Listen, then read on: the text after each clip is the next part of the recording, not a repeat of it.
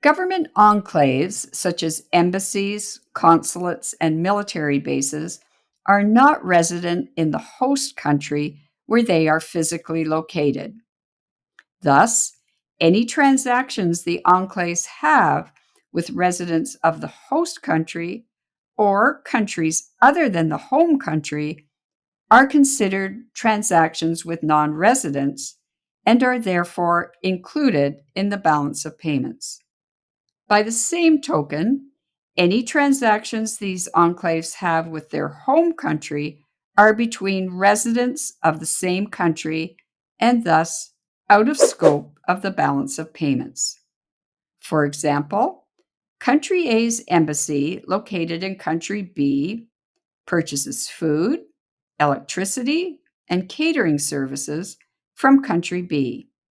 These are included in government goods and services not included elsewhere as a credit for country B, the host country, and a debit for country A, the home country. Let's look at another example of government services. A resident of country B acquires a visa from country A's embassy to visit country A. Any charge for the issuance of the visa would be included as a credit in government goods and services not included elsewhere for the issuing country and a debit for the country of the person acquiring such a visa. International organizations such as the IMF, the World Bank, and the United Nations are in their own economic territory. They do not form part of the economic territory in which they are physically located.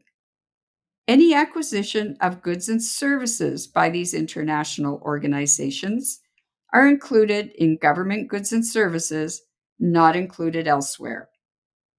For example, if the headquarters of the IMF in Washington, D.C.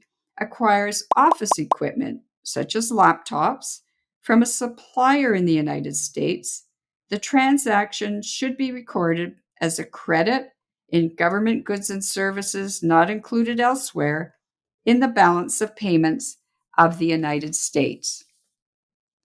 The same applies to acquisition of goods and services for joint military arrangements and peacekeeping activities conducted under the auspices of the United Nations.